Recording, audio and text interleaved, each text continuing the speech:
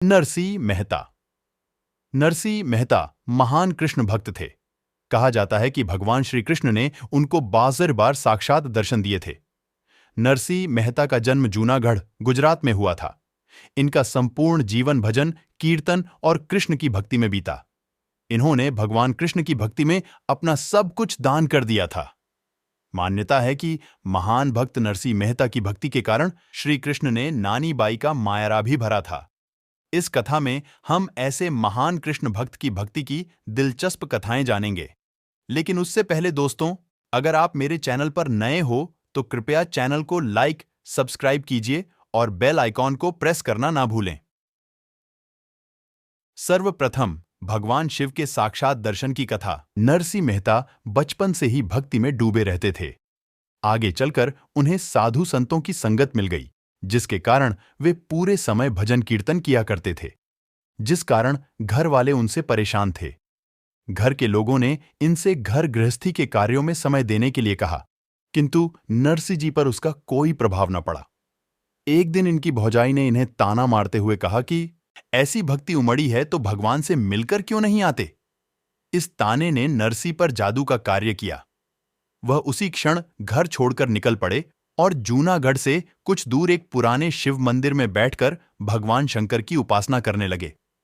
उनकी उपासना से प्रसन्न होकर भगवान शंकर प्रकट हुए, जिस पर भगत नरसी ने भगवान शंकर से श्री कृष्ण जी के दर्शन करने की इच्छा प्रकट की। उनकी इच्छा की पूर्ति हेतु भगवान शंकर ने नरसी जी को श्री कृष्ण के दर्शन करवाए। शिव इन्हें गोलोक ले गए, जहां भगवान श्री कृष्ण की रासलीला के दर्शन करवाए। भगत मेहता रासलीला देखते हुए इतने खो गए कि मशाल से अपना हाथ जला बैठे। भगवान कृष्ण ने अपने स्पर्श से हाथ पहले जैसा कर दिया और नरसी जी को आशीर्वाद दिया। पिता के श्राद्ध में भक्त नरसी जी पर श्री कृष्ण की कृपा की कथा। एक बार नरसी मेहता की जाति के लोगों ने उनसे कहा कि तुम अपने पिता का श्राद्ध करके सबको भोजन कराओ। नरसी जी ने भगवान श्री कृष्ण का स्मरण किया और देखते ही देखते सारी व्यवस्था हो गई। श्राद्ध के दिन कुछ घी कम पड़ गया और नरसी जी बर्तन लेकर बाजार से घी लाने के लिए गए। रास्ते में एक संत मंडली को इन्होंने भगवान नाम का संकीर्तन करते हुए देखा। नरसी जी भी उसमें शामिल हो गए। कीर्तन में यह इतना तल्लीन हो गए कि इन्हें घी ले जाने की सुध ही न रही। घर पर इनकी पत्नी इनकी प्रतीक्षा कर रही थी। भक्त वत्सल भगवान श्री कृष्ण ने नरसी का वेश बनाया और स्वयं घी लेकर उनके घर पहुंचे। ब्राह्मण भोज का कार्य सुचारू रूप से संपन्न हो गया। कीर्तन समाप्त होने पर काफी रात्रि बीत चुकी थी। नरसी जी सकुचाते हुए घी लेकर घर पहुंचे और पत्नी से विलंब के लिए क्षमा मांगने लगे। इनकी पत्नी ने कहा, स्वामी, इसमें क्षमा मांगने की कौन सी बात है? आप ही ने तो इसके पूर्व घी लाकर ब्राह्मणों को भोजन कराया है। नरसी जी ने कहा, भाग्यवान, तुम धन्य हो। वह मैं नहीं था, भगवान श्री कृष्ण थे। तुमने प्रभु का साक्षात दर्शन किया है। मैं तो साधु मंडली में कीर्तन कर रहा था। कीर्तन बंद हो जाने पर घी लाने की याद आई और इसे लेकर आया हूं। यह सुनकर नरसी जी की पत्नी आश्चर्यचकित हो गईं और श्री कृष्ण को बारंबार प्रणाम करने लगी। सांवल सेठ के रूप में स्वयं भगवान कृष्ण द्वारा हुंडी रखने की कथा। एक बार नागरिकों ने नरसी जी की बेइज्जती करने के लिए कुछ तीर्थ यात्रियों को नरसी के घर भेज दिया और द्वारिका के किसी सेठ के ऊपर हुंडी लिखने के लिए कहा। नरसी के वहां कोई पहचान वाला ना होने पर भी सांवल सेठ कर नाम पर चिट्ठी लिखी। पहले तो नरसी जी ने मना करते हुए कहा कि मैं तो गरीब आदमी हूं, मेरे पहचान का कोई सेठ नहीं जो तुम्हें द्वारका में हुंडी दे देगा।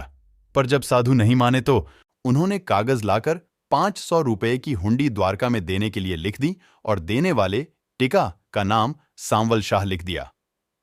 हुंडी एक तरह के उस समय आज के डिमांड ड्राफ्ट के जैसी होती थी। इससे रास्ते में धन के चोरी होने का खतरा कम हो जाता था। जिस स्थान के लिए हुंडी लिखी होती थी, उस स्थान पर जिसके नाम की हुंडी हो, वह हुंडी लेने वाले को धन दे देता था। द्वारका नगरी में पहुंचने पर संतों ने सब जगह पता किया, लेकिन कहीं भी सांवल शाह नहीं मिले। सब कहने लगे कि अब यह हुंडी तुम नरसीला से ही लेना। उधर नरसी जी ने उस धन का सामान लाकर भंडारा देना शुरू कर दिया।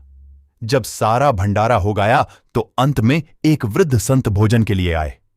नरसी जी की पत्नी ने जो सारे बर्तन खाली किए और जो आटा बचा था उसकी 4 रोटियां बनाकर उस वृद्ध संत को खिलाई।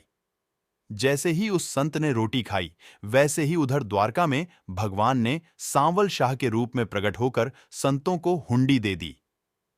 नानी बाई का मायरा में स्वयं श्री कृष्ण द्वारा मायरा लाने की कथा। नानी बाई का मायरा भक्त नरसी की भगवान कृष्ण की भक्ति पर आधारित कथा है, जिसमें मायरो अर्थात भात, जो कि मामा या नाना द्वारा कन्या को उसकी शादी में दिया जाता है। नरसी के पास कुछ भी धन नहीं होने के कारण उनकी भक्ति की शक्ति से वह भात स्वयं भगवान श्री कृष्ण लाते हैं। लोचना बाई नानी बाई की पुत्री थी, नानी बाई नरसी जी की पुत्री थी, और सुलोचना बाई का विवाह जब तय हुआ था तब नानी बाई के ससुराल वालों ने यह सोचा कि नरसी एक गरीब व्यक्ति तो वह शादी के लिए भात नहीं भर पाएगा। उनको लगा कि अगर वह साधुओं की टोली को लेकर पहुंचे तो उनकी बहुत बदनामी हो जाएगी। इसलिए उन्होंने एक बहुत लंबी सूची भात के सामान की बनाई। उस सूची में करोड़ों का सामान लिख दिया गया, जिससे कि नरसी उस सूची को देखकर खुद ही ना आए। नरसी जी को निमंत्रण भेजा गया, साथ ही मायरा भरने की सूची भी भेजी गई, परंतु नरसी के पास केवल ही वह थी श्री कृष्ण की भक्ति। इसलिए वे उन पर भरोसा करते हुए अपने संतों की टोली के साथ सुलोचना बाई को आशीर्वाद देने के लिए वहां पहुंच गए। उन्हें आता देख नानी बाई के ससुराल वाले भड़क गए और उनका अपमान करने लगे। अपने इस अपमान से नरसी जी व्यथित हो गए और रोते हुए श्री कृष्ण को याद करने लगे। नानी बाई भी अपने पिता के इस अपमान को बर्दाश्त नहीं कर पाई और आत्महत्या करने दौड़ पड़ी, परंतु श्री कृष्ण ने नानी बाई को रोक दिया और उसे यह कहा कि कल वह स्वयं नरसी के साथ मायरा भारत भरने के लिए आएंगे, तो वह शादी के लिए भात नहीं भर पाएगा।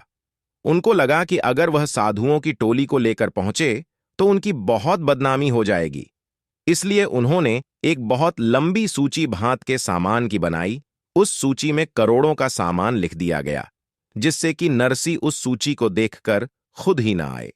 नरसी जी को निमंत्रण भेजा गया, साथ ही मायरा भरने की सूची भी भेजी गई, परंतु नरसी के पास केवल एक चीज। दूसरे दिन नानी बाई बड़ी ही उत्सुकता के साथ श्री कृष्ण और नरसी जी का इंतजार करने लगी, और तभी सामने देखती है कि नरसी जी संतों की टोली और कृष्ण जी के साथ चले आ रहे हैं, और उनके पीछे ऊंटों और घोड़ों की लंबी कतार आ रही है, जिनमें सामान लदा हुआ है। दूर तक बैलगाड़ियां ही बैलगाड़ियां नजर आ रही थीं। ऐसा मायरा न अभी तक किसी ने देखा था, न ही देखेगा। यह सब देखकर ससुराल वाले अपने किए पर पछताने लगे। उनके लोभ को भरने के लिए द्वारिकाधीश ने 12 घंटे तक स्वर्ण मुद्राओं की वर्षा की।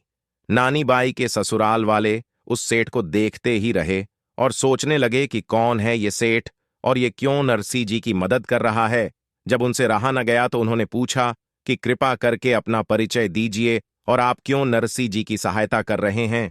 उनके इस प्रश्न के उत्तर में जो जवाब सेठ ने दिया वही इस कथा का संपूर्ण सार है तथा इस प्रसंग का केंद्र भी है। इस उत्तर के बाद सारे प्रश्न अपने आप ही समाप्त हो जाते हैं। सेठ जी का उत्तर था, मैं नरसी जी का सेवक हूं, इनका अधिकार चलता है मुझ पर। जब कभी भी ये मुझे पुकारते हैं मैं दौड़ा चला आता हूं इनके पास। जो ये चाहते हैं मैं वही करता हूं। इनके कहे कार्य को पूर्ण करना ही मेरा कर्तव्य है। ये उत्तर सुनकर सभी हैरान रह गए और किसी के समझ में कुछ नहीं आ रहा था। बस नानी बाई ही समझती थी कि उसके पिता की भक्ति के कारण ही श्री कृष्ण उससे बंध गए हैं और उनका दुख अब देख नहीं पा रहे हैं, इसलिए मायारा भरने के लिए स्वयं ही आ गए हैं। इससे यही साबित होता है कि भगवान केवल अपने भक्तों के वश में होते हैं। अगर दोस्तों आपको मेरी वीडियो अच्छी लगी तो कृपया चैनल को लाइक, सब्सक्राइब कीजिए और बेल आइकॉन को प्रेस करना ना भूलें। Happy times. Thank you.